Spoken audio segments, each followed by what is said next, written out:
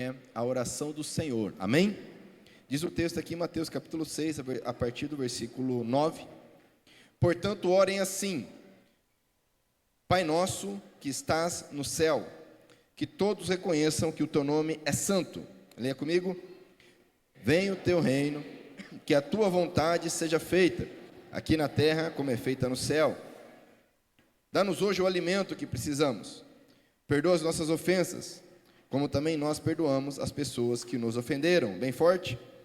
E não deixes que sejamos tentados, mas livra-nos do maligno ou do mal, pois teu, bem forte, pois teu é o reino, o poder e a glória para sempre. Amém. Vamos orar mais uma vez. Pai, em nome de Jesus eu oro. Nós oramos gratos pela tua verdade, a tua palavra, que liberta, transforma e restaura.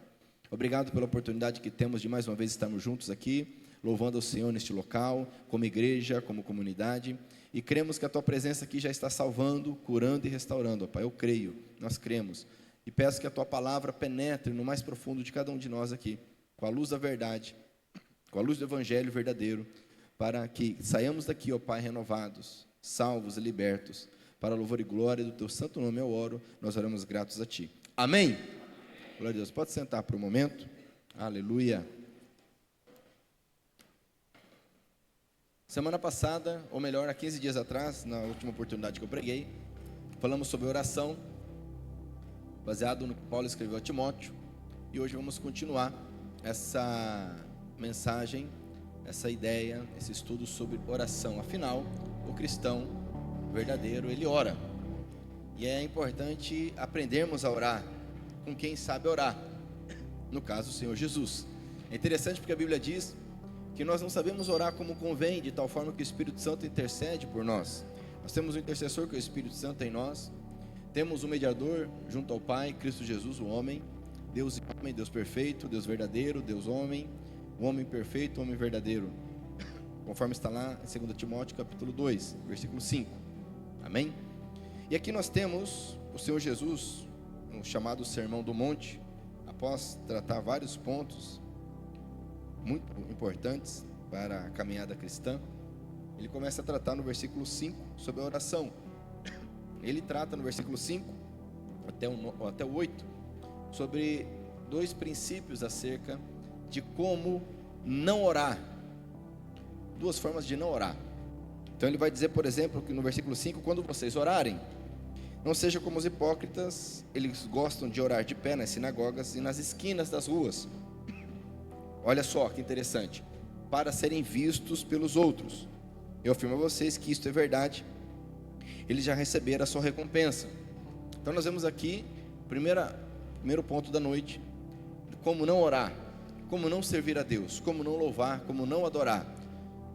Fazer de tal forma que tenhamos o interesse, o desejo, a pretensão de ser visto, ser elogiado por alguém, certo? Aqui ele usa o contexto de praça, de rua, porque era um hábito das pessoas fazerem isto, mas podemos trazer para o contexto aqui do culto público, podemos utilizar as redes sociais como exemplo, enfim. A questão é que o ser humano desde sempre ele deseja ser visto, nós desejamos ser reconhecidos. E quando nós oramos, quando nós adoramos, quando nós servimos com este intuito, tudo vai por água abaixo. Porque nesse momento nós recebemos a recompensa, que não é de Deus, não é do Senhor.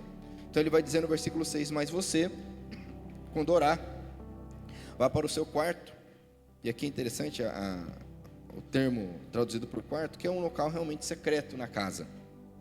Feche a porta e ore ao seu pai, que não pode ser visto.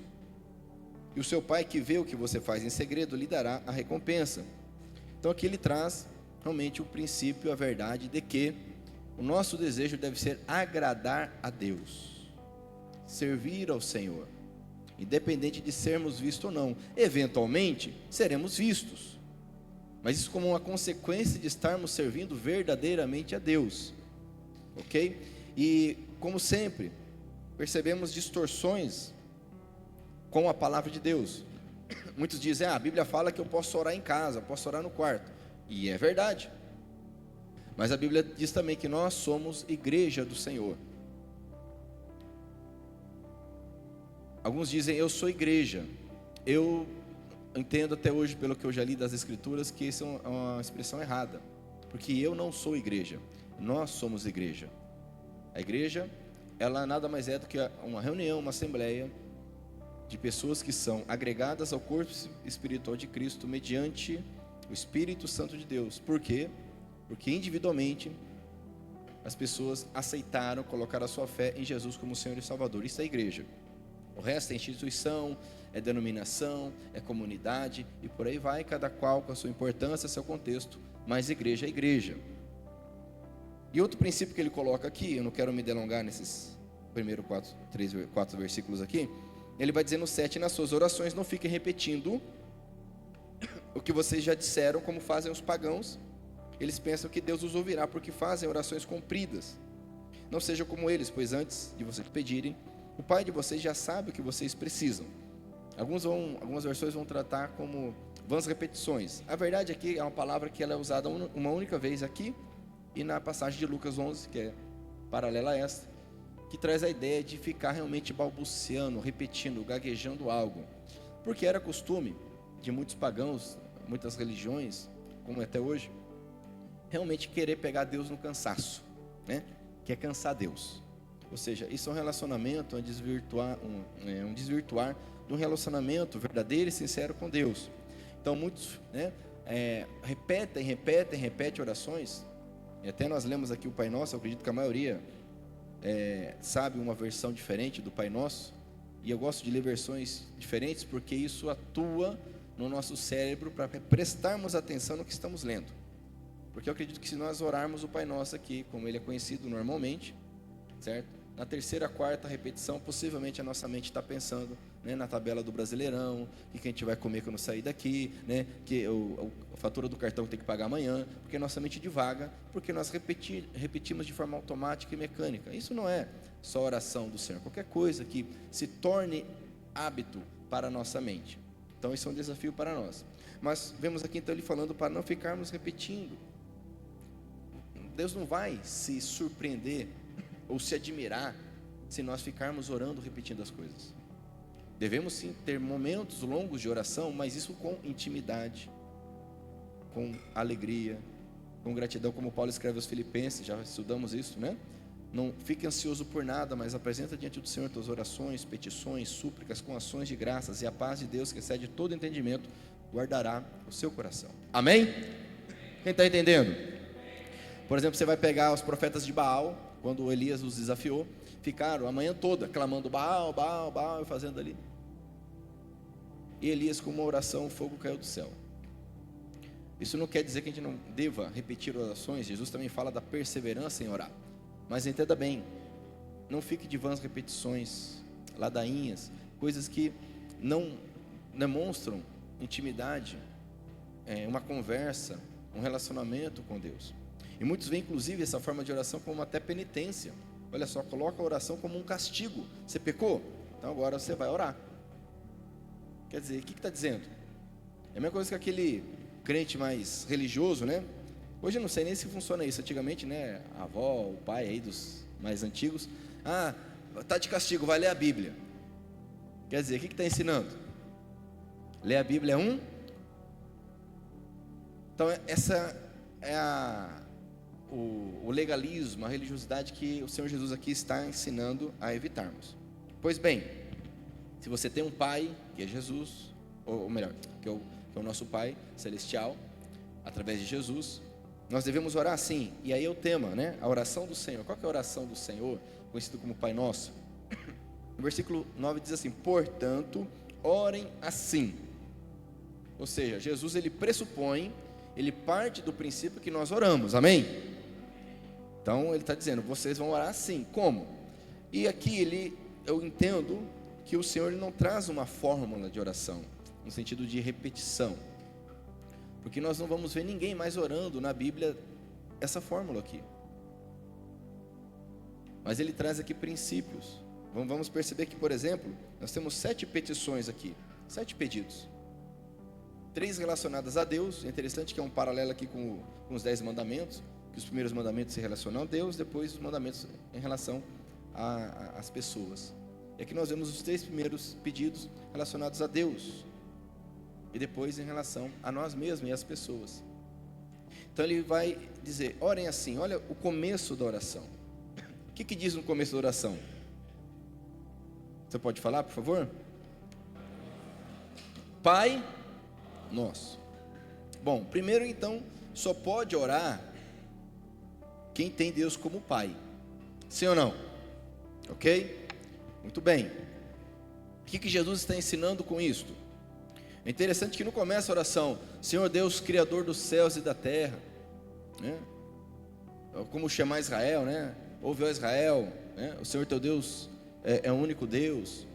Ou como algum credo que nós temos aí, antiquíssimo, né? Cremos no Senhor nosso Deus verdadeiro, Criador de todas as coisas dos céus e da terra.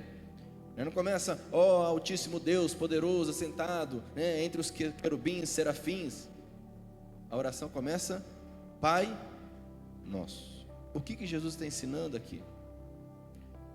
Conforme nós vemos lá em João capítulo 1, o verbo se fez carne e habitou entre nós. No versículo 12 vai dizer que ele veio para os seus, para a criação, a humanidade que ele criou, e os seus não receberam.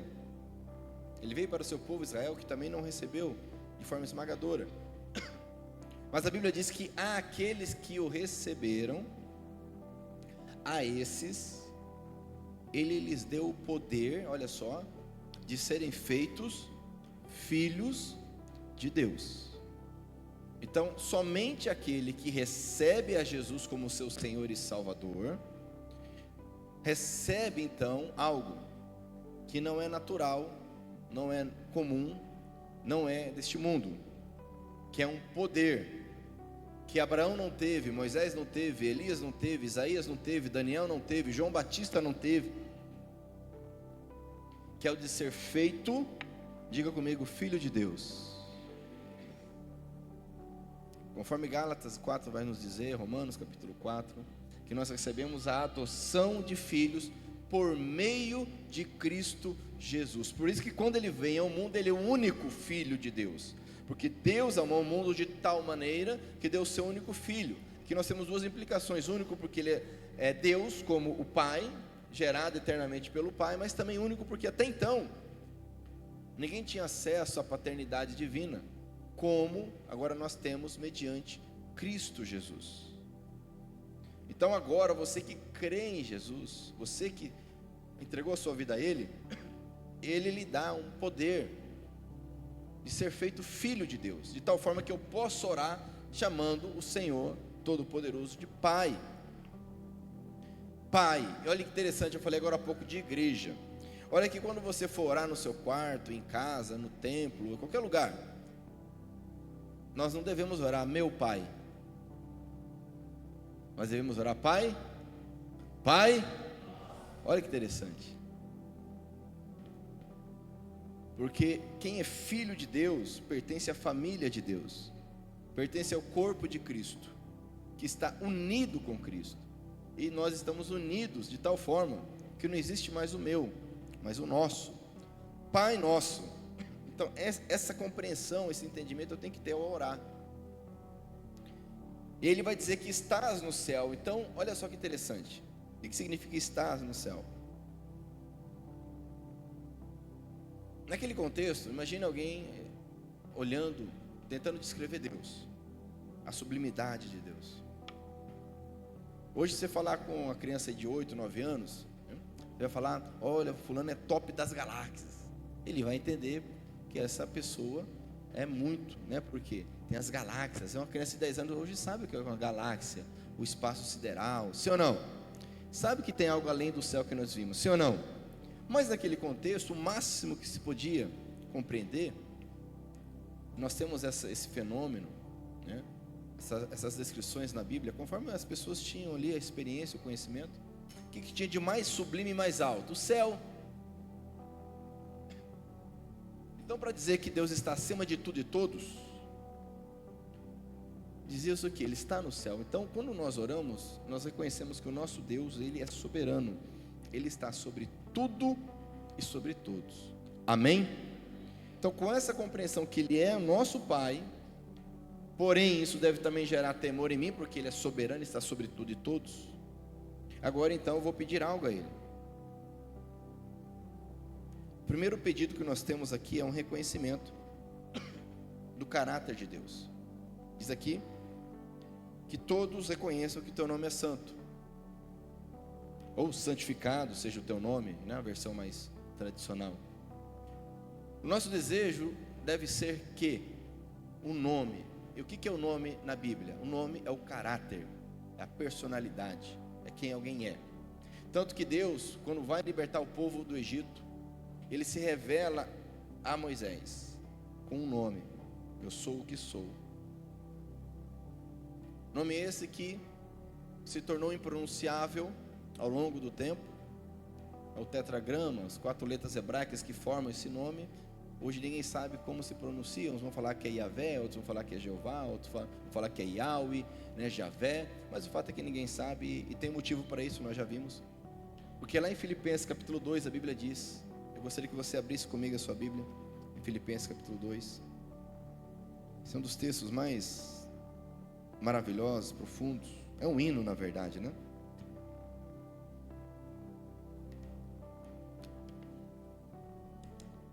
Capítulo 2 de Filipenses, falando de humildade, falando de servirmos uns aos outros, nos primeiros versículos.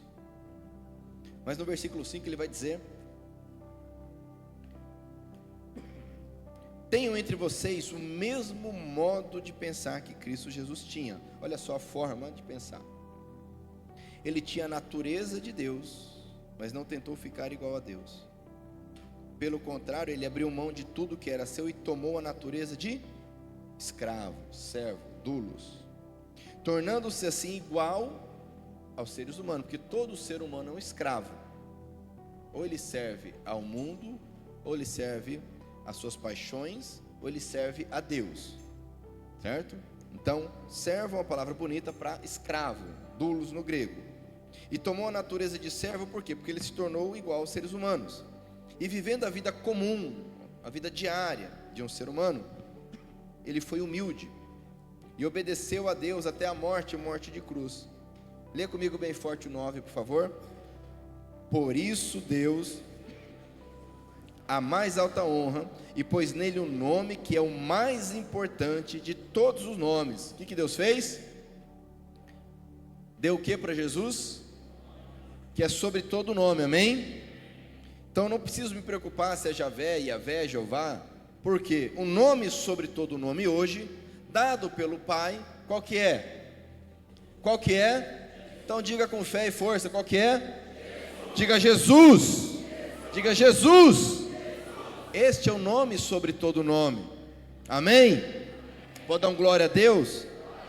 O versículo 10 diz: para que em homenagem ao nome de Jesus, todas as criaturas no céu, na terra e no mundo dos mortos caiam de joelhos e declarem abertamente que Jesus Cristo é o Senhor, para a glória de Deus o Pai, amém?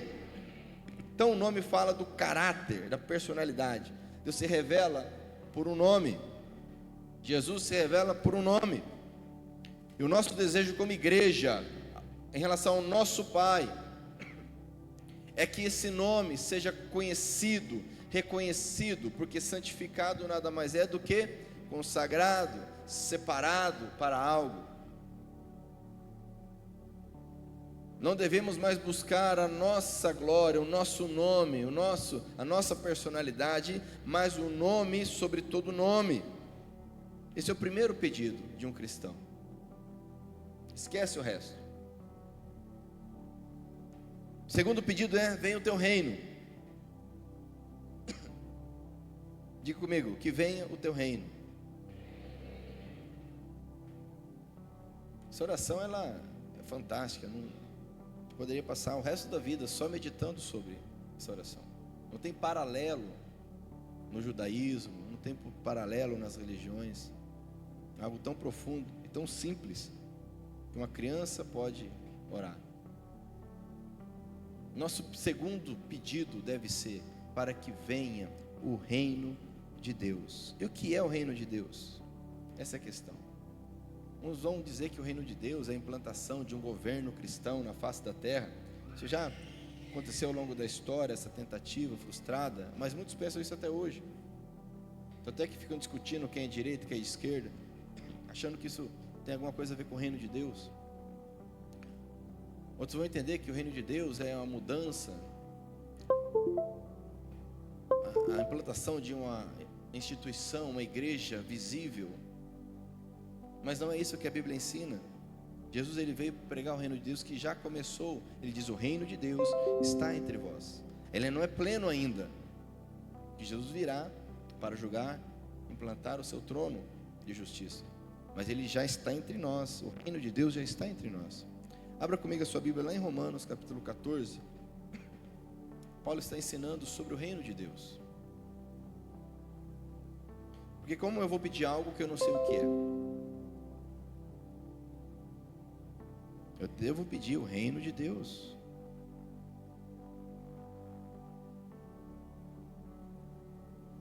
Logicamente, vou trazer aqui para você um aspecto muito importante do reino de Deus, mas é muito mais amplo, né? Não se resume no que vamos ler aqui, Romanos capítulo 14.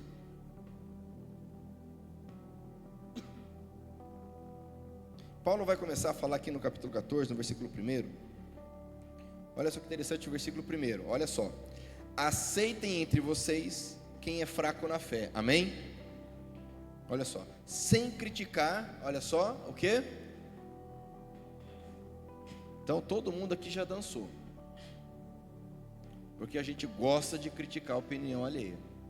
Sim ou não? Você é assim, Ederson? Sabia, essa tua cara não nega, cara. Olha só isso aqui, amados: aceitem entre vocês quem é fraco na fé, sem criticar as opiniões dessa pessoa, ou dessas pessoas. Amados, o reino de Deus começa por aqui.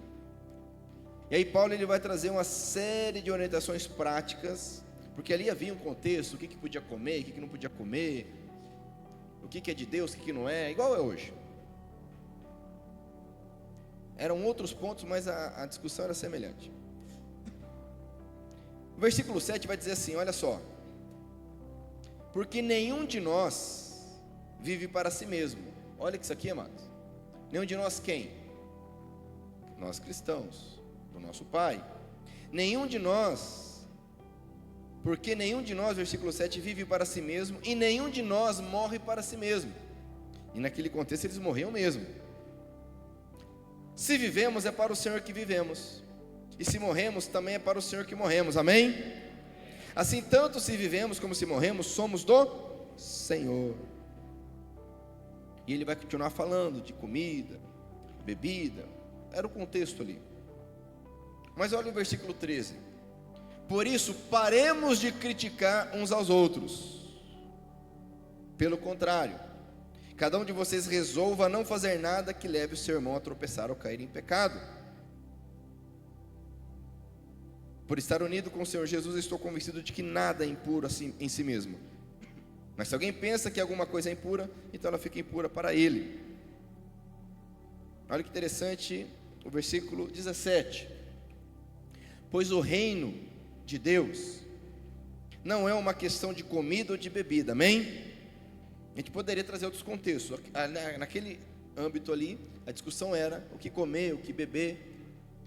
Paulo está falando, vamos servir a Deus, vamos ter paciência e tolerância uns com os outros, porque nós vivemos para Deus e morremos para Deus.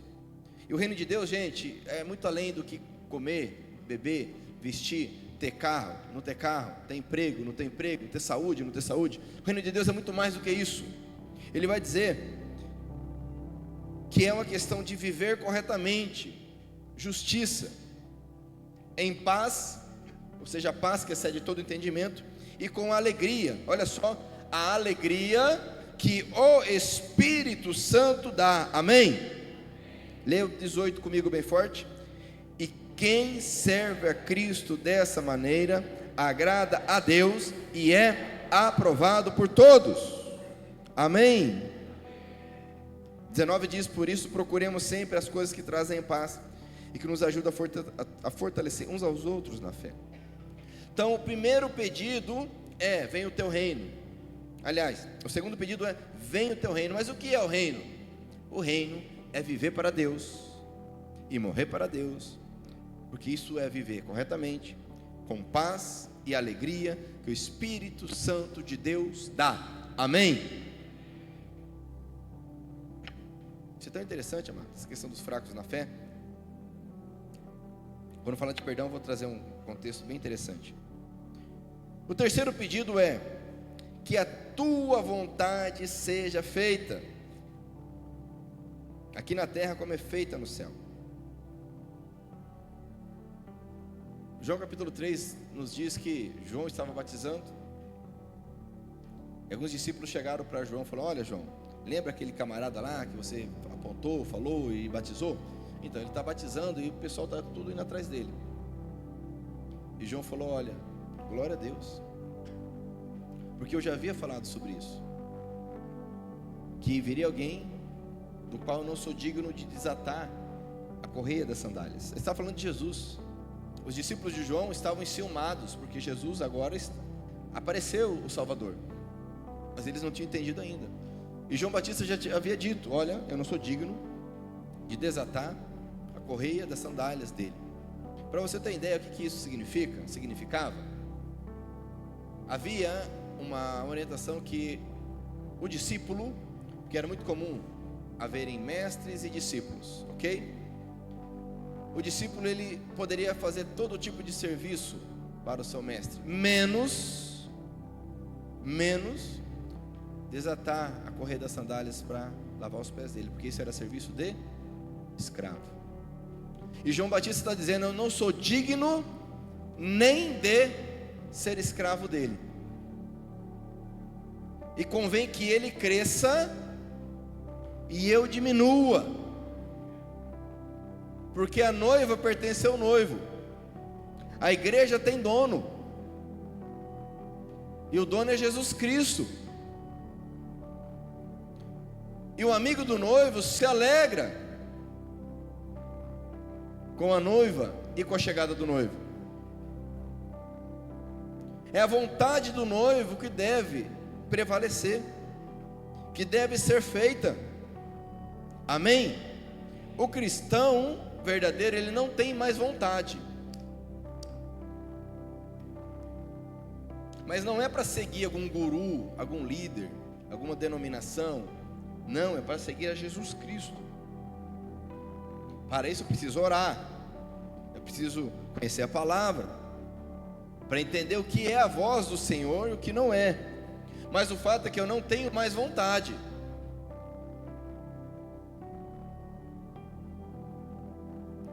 Diga comigo: que a tua vontade seja feita. Isso é muito sério, amado. E quantas vezes a gente já falou isso para Deus em oração, sem entender, ou mesmo entendendo, sem realmente dar valor ao que está sendo dito. Então esses três primeiros pedidos têm a ver com o nome de Deus, tem a ver com o reino de Deus, tem a ver com a vontade de Deus. Amém? Diga comigo: nome, reino e vontade. Tendo isso aqui, o resto é consequência.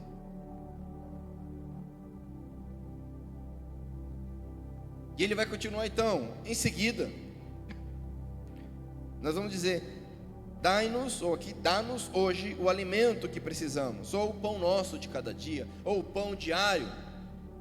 Ou seja, nós pedimos ao Pai algo. Olha que interessante, como que Deus, como Jesus é maravilhoso, como o Evangelho, ele não é aquela coisa como Moisés escreveu lá no Deuteronômio, dizendo: vocês são indesculpáveis, porque não tem como falar, ó, a lei de Deus está lá no céu onde ninguém pode alcançar, e nem no abismo onde ninguém pode chegar. Não, está aí, ó, diante de vocês.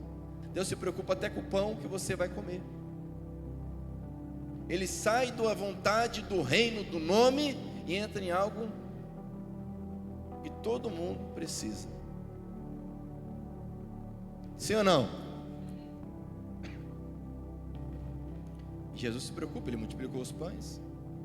O primeiro sinal que João registra são as bodas lá em Caná da Galileia, quando Maria intercede ao seu filho e pede, e ele transforma água em vinho. Olha, Jesus poderia falar: eu vim ressuscitar morto, eu vim plantar o reino de Deus, eu vim curar enfermos. Acabou o vinho, manda o povo embora. Sim ou não? Mas era algo muito embaraçoso, algo muito vergonhoso. E Maria intercede ali. E abrindo aspas aqui, isso não faz de Maria uma co-redentora, mediadora, ou intercessora junto a Jesus na glória. A Bíblia não ensina isso. Você vai perceber que o centurião intercedeu pelo seu servo e ele foi curado à distância por Jesus. Sim ou não? Sim ou não? Você vai perceber que a mulher Cirofenícia, ela intercedeu pela filha dela, mesmo sendo repreendida por Jesus, e a filha dela então foi curada. Sim ou não? Sim ou não? Está falando assim, mas você sabe mesmo? Está escrito ou não? Só está falando assim. Vai falar de um pai que pediu pelo filho que era endemoniado, e Jesus então cura esse filho. Todos intercederam. Isso não coloca o centurião, esse pai ou essa mãe, à destra de Jesus, pedindo a ele por nós. Maria, serva de Deus Altíssimo, a mais bem-aventurada entre as mulheres, como a Bíblia diz, escolhida, a primeira cristã, a primeira que aceitou Jesus, sim ou não? Mas nós temos um mediador junto ao Pai, temos o Espírito Santo que intercede por nós. Amém? É o que a Bíblia ensina. Ah, mas a tradição, né? É a tradição. A Bíblia é a palavra de Deus. Diz o texto, então, olha só: dá-nos hoje o alimento que precisamos, pão nosso. Isso nos fala de algo muito interessante, que é algo prático. O Senhor se preocupa com as pequenas coisas, porque às vezes a pessoa tem uma ideia religiosa, né? Ah, porque Deus, eu não vou pedir, porque imagina, Deus tem mais o que fazer, né? Deus tem tantas coisas para se preocupar, como se Deus fosse igual a gente, né, amados? Às vezes a gente tem uma ideia errada de Deus, né? Deus tem uma agenda, e aí Ele vai ticar conforme a prioridade, porque o dia é 24 horas, né? Então, se der, né, eu vou ouvir a tua oração. Isso aí não é tão importante não, eu vou curar o câncer ali, porque essa dor de cabeça aqui não tem importância, né? Eu vou salvar aquela pessoa ali, mas a questão do teu emprego aí, ó, se vira. Isso é uma visão, é humanizar Deus, como se Deus tivesse essa questão de tempo, espaço, preocupação.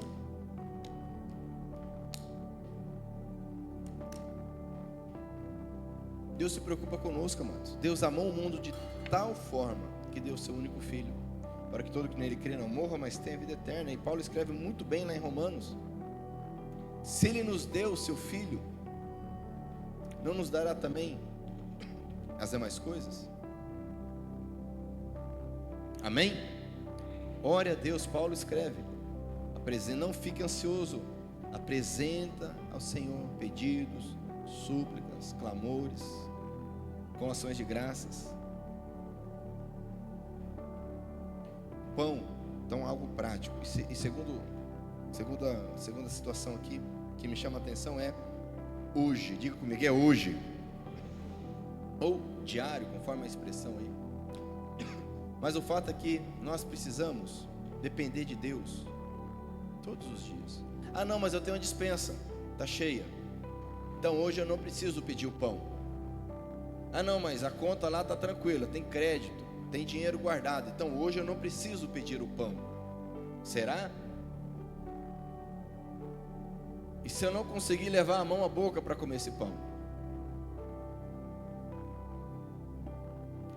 Porque nós, seres humanos, somos tendenciosos à independência, mas não podemos ser independentes de Deus. Então Jesus está ensinando: olha, peça, ore ao Pai todos os dias, pelo teu sustento, pela tua necessidade. Mas Deus sabe qual é a minha necessidade? Sabe, com toda certeza. Mas quando nós oramos, a paz de Deus enche o nosso coração, conforme diz Filipenses capítulo 4. Lá não diz que Deus vai ouvir e atender todas as orações. A Bíblia não diz isso em nenhum momento, mas diz que se eu orar, a paz de Deus vai guardar o meu coração. E é o que eu preciso, é o que você precisa, é o que nós precisamos. Amém?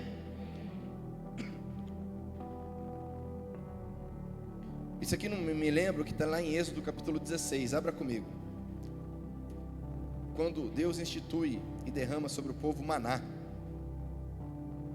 Maná que caiu por 40 anos.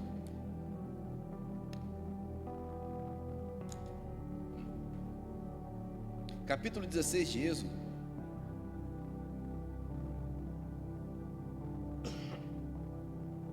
Olha que interessante isso aqui. Lembrando que esse povo aqui é um povo que acabou de sair de uma escravidão, onde eles foram escravos, os pais foram escravos, os avós foram escravos, os bisavós foram escravos, os trisavós foram escravos, os tataravós foram escravos e mais ainda. Então, um povo que nunca soube o que é liberdade. Então não foi o povo que era livre, ficou ali 10 anos preso e saiu. É um povo que nunca viu, os pais, os avós, os bisavós, nunca ninguém viu, nunca ninguém conheceu a Deus. Então Deus está ensinando cada detalhe para esse povo depois que eles saem do Egito. Ok? Como nós hoje precisamos aprender. Porque ninguém nasce sabendo nada. No versículo 4 diz: o Senhor Deus. E aí na tua Bíblia possivelmente Senhor está com as letras maiúsculas. Aqui é uma tradução do nome de Deus. Como não tem como traduzir, expressar, nessa versão aqui, toda vez que aparece no Antigo Testamento Senhor com todas as letras maiúsculas, é no original o nome hebraico de Deus, o nome impronunciável, que agora nós dizemos o nome sobre todo o nome, que é Jesus, amém? Diga Jesus, glória a Deus.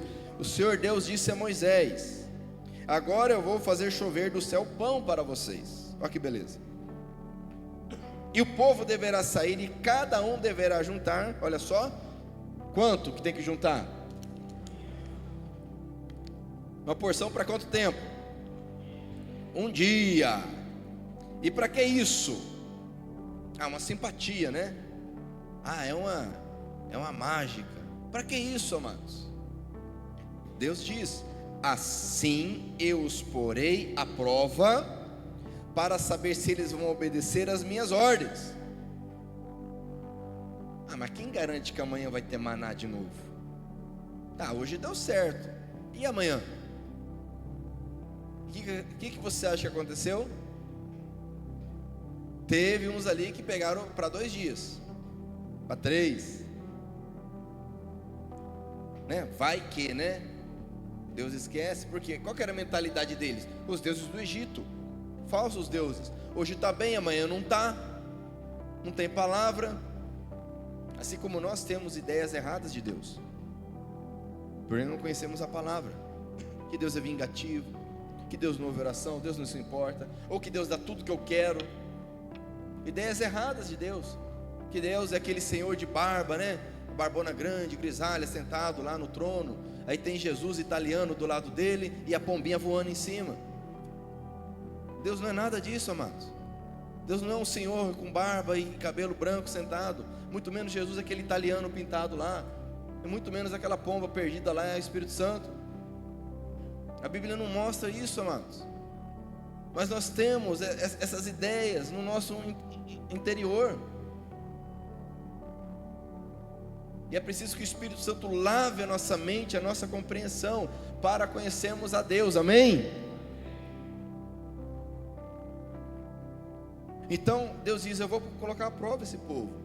E agora Jesus está ensinando para nós: vocês vão orar pelo pão do dia, pelo sustento do dia, porque eu provo vocês. Eu quero que vocês percebam e entendam que eu cuido de vocês. Isso que Deus estava mostrando para o povo no deserto, isso que Deus mostra para nós hoje. O quinto pedido, então, o primeiro tem a ver com o meu sustento. O quinto tem a ver com o perdão dos meus pecados, das ofensas. Então eu tenho que pedir a Deus perdão. Perdão das nossas ofensas, das minhas ofensas. Interessante que novamente nós vemos aqui o plural, nossas. Porque quando um peca, quando um erra, quem já foi no tal de, como é que chama lá o negócio? Os sedentários lá, quem já foi? Não, é legendários, né? Quem já foi no legendário? O que aprende lá? Ah, não pode falar, pastor, eu vou falar, vou revelar tudo aqui. O que acontece lá que a gente aprende? Quando erra, eles inventaram isso. Não, está na Bíblia, meu irmão. Quando uma parte do corpo padece, todo o corpo padece junto. Devemos pedir a Deus perdão das nossas, diga comigo, nossas ofensas. Interessante, quando Daniel intercede, nós temos algumas orações na Bíblia. Você vai ver Moisés intercedendo pelo povo, se colocando junto com o povo. Moisés não tinha pecado. Você vai ver Daniel orando, intercedendo pelo povo de Israel, porque haviam passado as 70 semanas, e Daniel por acaso tinha lido a Bíblia e percebeu, 70 semanas não, 70 anos do cativeiro. Ele leu Jeremias, coisa que muitos de nós nunca fez. Daniel fez, leu Jeremias, e ele percebeu que havia passado 70 anos. Ele ora a Deus e se coloca junto com aquele povo pedindo perdão. Senhor, perdoa-nos porque nós pecamos, nós somos idólatras. Ele nunca fez aquilo, mas ele se coloca junto com o povo porque ele entendia a comunidade. Esdras orando pelo povo, Neemias orando pelo povo. Sabe, amados, que nós somos extremamente egoístas, individualistas. A nossa cultura é assim. A culpa é da cultura, não é só nossa não. A nossa cultura é individualista. Nós devemos pedir perdão pelas nossas, e não ficar, tá vendo, olha lá, vai besta, quero ver, Deus vai te pegar, e eu quero ver, ou jogando na cara. Você sabia, fulano fez isso aqui, porque sabia, olha só, isso é coisa, sabe quem que faz isso, amados? Sabe quem que a Bíblia diz que faz isso? Quem que é o acusador? Quem que é o acusador? Satanás. Quando você faz isso, você está sendo boca de Satanás.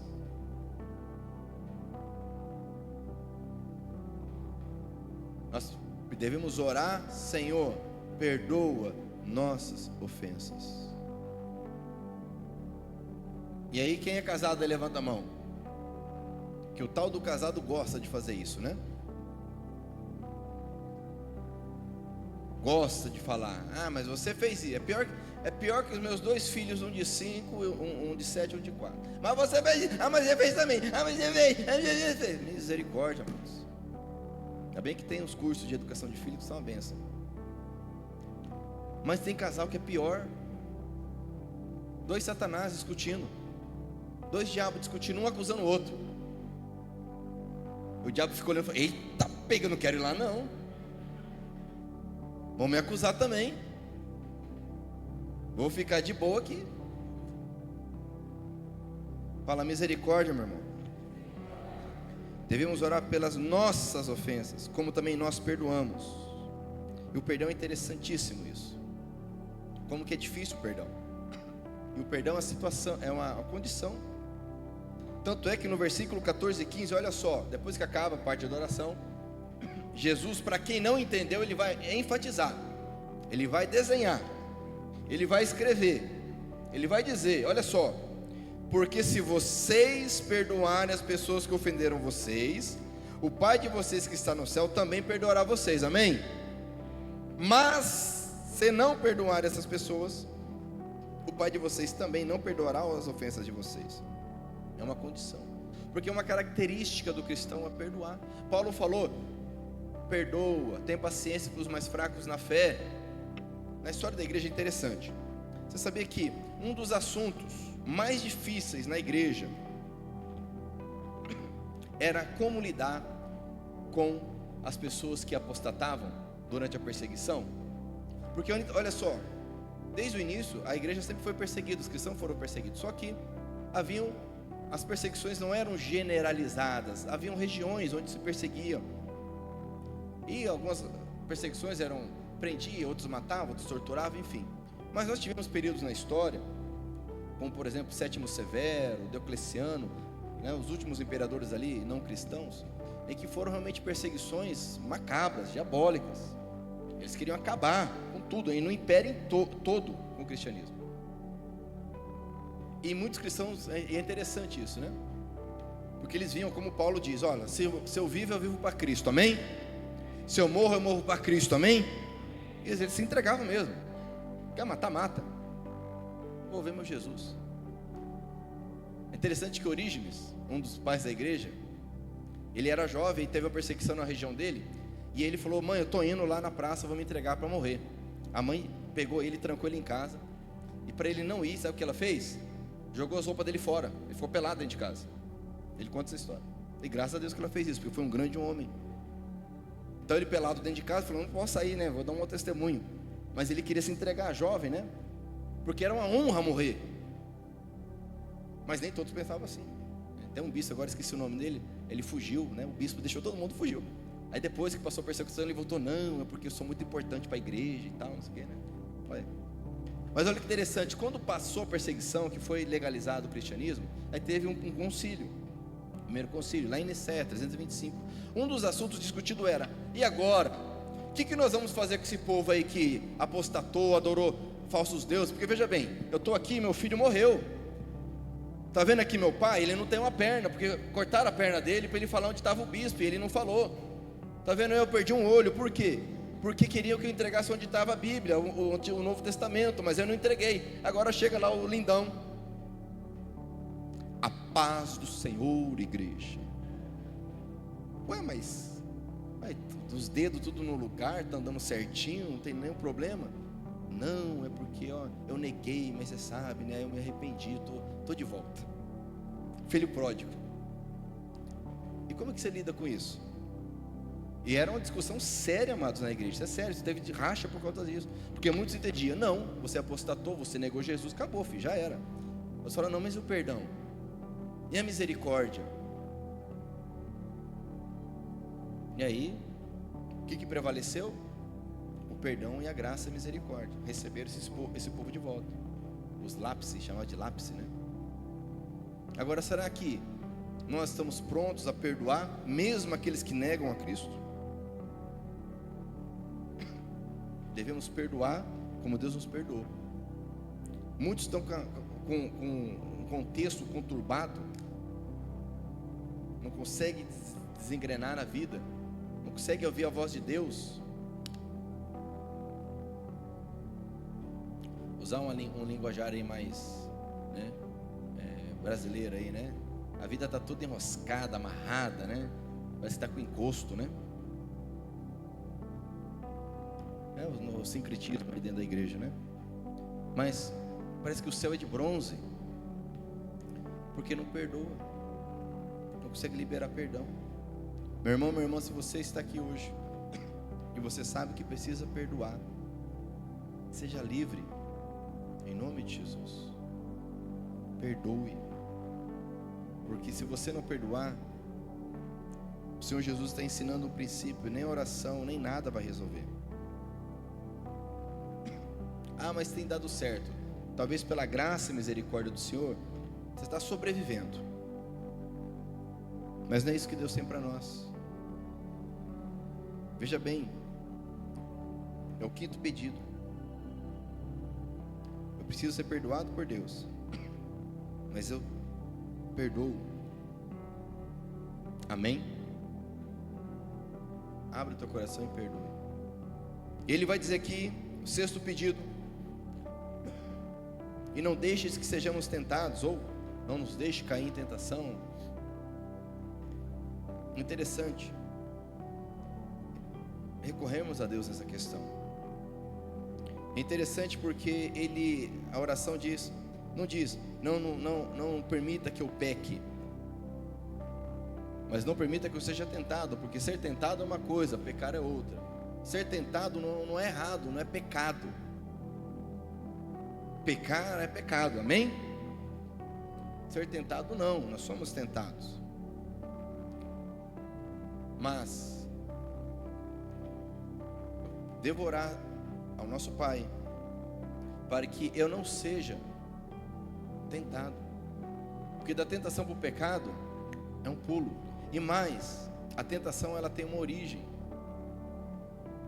Abra comigo a sua Bíblia, lá em Tiago capítulo 1. Olha que interessante.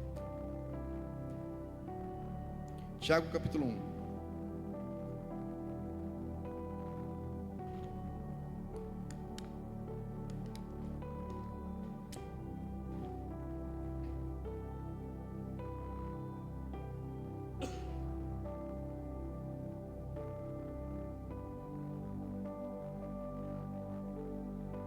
Olha que interessante. Tiago 1, versículo 12. Feliz é aquele que nas aflições continua fiel. Amém? Continue fiel, meu irmão, minha irmã. Amém? Porque depois de ser aprovado dessas aflições, receberá como prêmio a vida que Deus prometeu aos que o amam. Quando alguém for tentado, não diga: essa tentação vem de Deus. Eu tenho que orar para não ser tentado. Não nos deixe cair na tentação. Olha só. Pois Deus não pode ser tentado pelo mal e Ele mesmo não tenta ninguém. Aí ele vai explicar algo interessante aqui. Versículo 14. Mas as pessoas são tentadas quando são atraídas e enganadas, olha só, pelos seus próprios maus desejos. Não é nem o diabo, viu, amados? São os meus maus desejos. Vou ler de novo o 14. Mas as pessoas são tentadas quando são atraídas e enganadas pelos seus próprios maus desejos. Aí sim, esses desejos fazem com que o pecado nasça.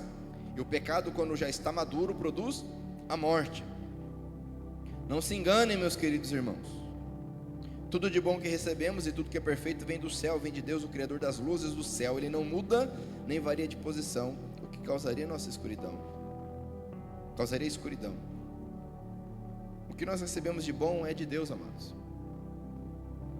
Agora a tentação, ela surge dos nossos maus desejos. E se eu estou dando asa aos maus desejos, é porque eu não estou pedindo o reino, eu não estou pedindo a vontade de Deus, eu não estou pedindo o nome dEle. Sim ou não? Sim ou não? Por isso que eu tenho que orar: Senhor, não me deixe ser tentado. Não me deixe ser tentado, porque se eu estou sendo tentado, é porque os meus maus desejos já estão com as asinhas de fora. E se estão com as asinhas de fora, é porque eu não estou pedindo o nome, não estou pedindo o reino, não estou pedindo a vontade dEle. Quem está entendendo? Amém?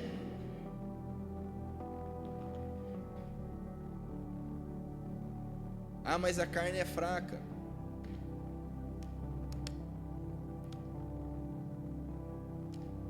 Não use o texto bíblico para pecar. Use o texto bíblico para fortalecer a tua fé. Amém? Então, quando eu oro, não deixe que eu seja tentado, ou não nos deixe cair em tentação. Eu gosto dessa tradução porque deixar cair na tentação é pecado, né? Caiu, então pecou. Mas é realmente não deixar ser tentado. Mas é interessante que Deus não tenta ninguém. Eu sou tentado pelos meus maus desejos. Isso mostra o quê? Que alguma coisa precisa ser alinhada. Então, se você está sendo tentado, meu irmão, minha irmã, primeiro, aí não é pecado ser tentado, amém? Mas uma hora você vai cair no pecado. Alguma coisa está precisando aí de alinhamento.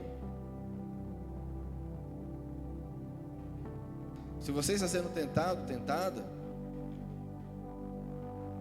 não aceite isso como acusação, porque você não pecou, você está sendo tentado, tentada. Mas você não vai resistir por muito tempo.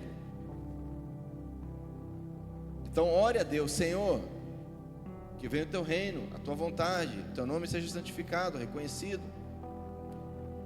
Não me deixe ser tentado, não mais as minhas vontades, as minhas paixões, mas a tua. Amém? E para fechar aqui os pedidos, ele vai dizer: mas livra-nos do mal. Algumas traduções vão traduzir como maligno, que é possível, as duas traduções estão corretas, mal ou maligno.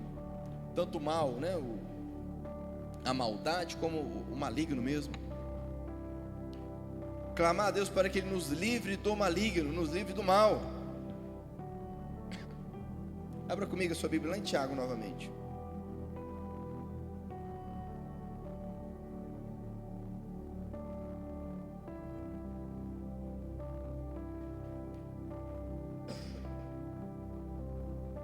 Capítulo 4 de Tiago.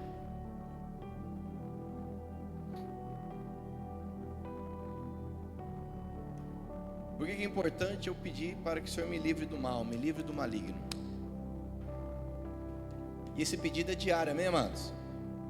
Esse pedido é diário, amém? Glória a Deus. Me livre do mal, me livre do... Ah, porque o diabo, porque tem gente que dá um poder para o diabo tão grande. Fura o pneu do carro, o demônio, né, para eu atrasar no trabalho. Já vimos que o nosso Deus é soberano, mas eu preciso pedir para que Ele me livre do maligno, porque olha só, Tiago capítulo 4 vai dizer, vai perguntar na verdade, versículo 1: de onde vêm as lutas e as brigas entre vocês? Quem que briga aqui? Vamos ver, levanta a mão, os pecadores, vamos ver. Não, pode levantar a mão, já arrepende, já confessa e Deus perdoa, amém? Quem que, não, levanta a mão por favor, amém. Se eu perguntar de novo, todo mundo vai levantar. Quem que briga aí, levanta a mão, vamos ver, amém. E aí ele pergunta, porque nós brigamos, amados, nós brigamos, e ele pergunta, mas de onde vem essa desgraça? De onde vêm as lutas e as brigas entre vocês? De onde? Ele vai falar, é o diabo. Esse que ele fala aí? O que ele diz aí? Elas vêm dos maus desejos que estão sempre lutando dentro de vocês, criatura.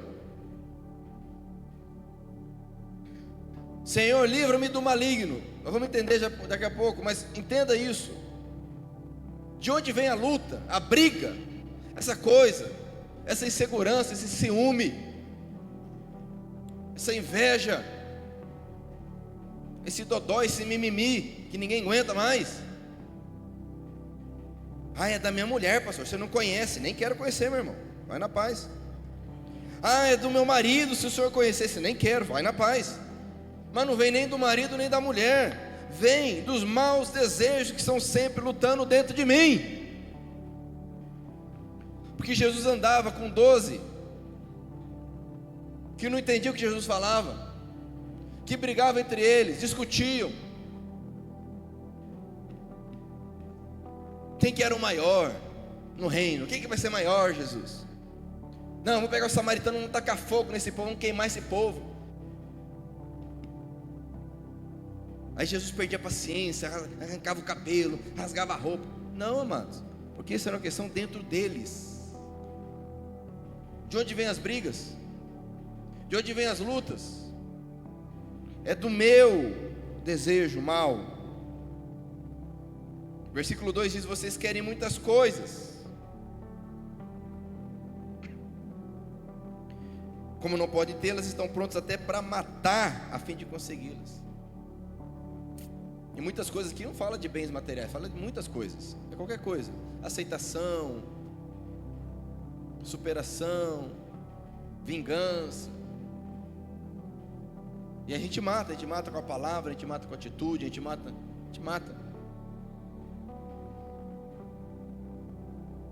Ele vai dizer o seguinte, olha só que ele vai dizer.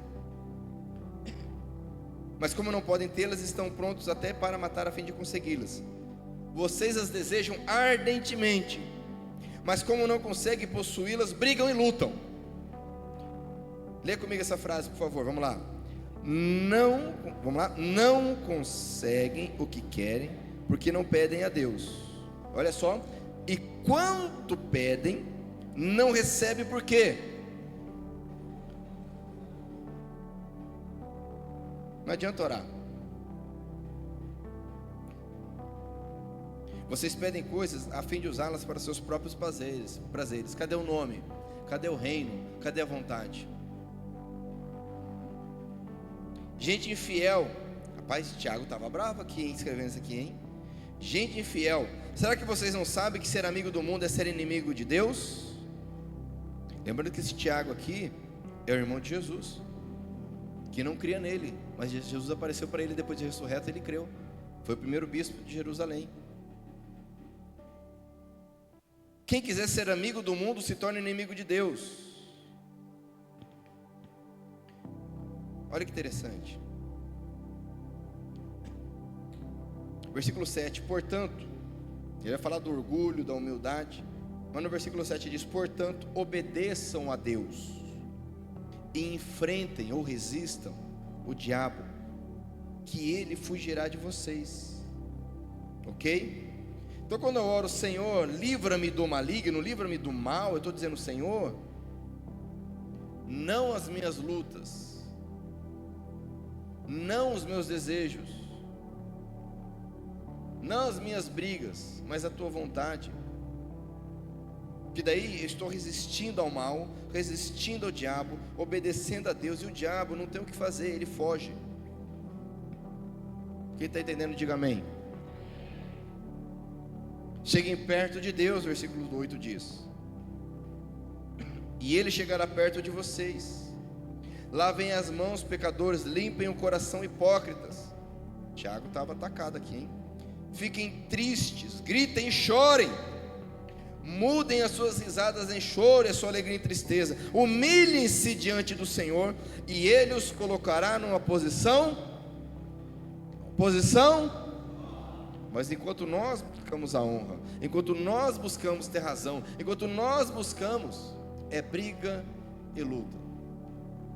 Na linguagem de hoje, rolo e confusão. É rolo e confusão. Tiro, facada e bomba. Do grego, né?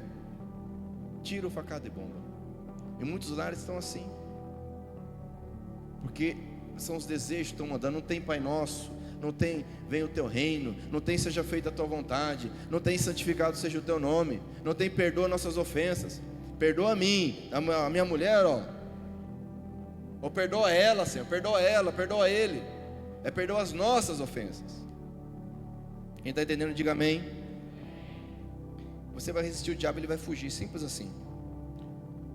Abra comigo em Efésios, capítulo 6.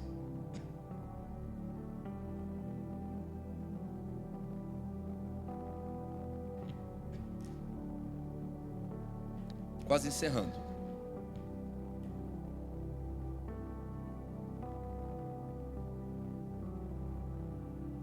Mas na nossa liturgia aqui estamos no tempo ainda, vamos lá. Efésios capítulo 6, versículo 10 diz: para terminar. É terminar a pregação não, tá, mas é para terminar a carta aqui que ele escreveu. Para terminar, torne-se cada vez mais fortes, amém? Olha só, vivendo unidos com o Senhor, amém? E recebendo a força do seu grande poder, amém? Ele vai dizer: vistam-se com toda a armadura que Deus dá a vocês, para ficarem firmes contra as armadilhas do diabo. Se tem algo que o diabo pode fazer, amados, é armadilha, só isso. E a armadilha, ela funciona da seguinte forma: põe um queijo para o rato. Agora, se o rato tiver com a barriga cheia, ele vai no queijo, sim ou não? O diabo, ele só lança armadilha com base no meu desejo. Ele só lança armadilha. Se não tem fome, se não tem desejo mau, resista o diabo, ele foge. Eu obedeço a Deus, enfrento o diabo, resisto o diabo, ele foge, simples assim. Então eu oro: Senhor, não deixe que eu seja tentado, não deixes que sejamos tentados, mas livra-nos do mal, livra-nos do maligno, amém? Diga comigo: pois teu é o reino. Diga: pois teu é o reino, o poder e a glória para sempre, amém? Meu irmão, diga isso ao Senhor diariamente: Senhor, teu é o reino, teu é o poder, o Senhor está no controle, e tua é a glória. Como Jó disse: Deus tirou, glória a Deus. Como Esther disse: eu vou lá, se morrer, morrerei. Como Sadraque, Mesaque e Abednego disseram diante do endemoniado lá do imperador, ele falou: vai tocar a trombeta aqui, vocês vão se prostrar, e eu quero ver o Deus que vai livrar vocês. E estava uma quentura lá, né, Domir? Estava uma quentura. E a Bíblia diz que eles responderam: rei, se o Senhor quiser, faça o que quiser, pode jogar. Se Deus quiser livrar, Ele vai nos livrar. Se Ele não quiser livrar, Ele não vai nos livrar. E glória a Deus.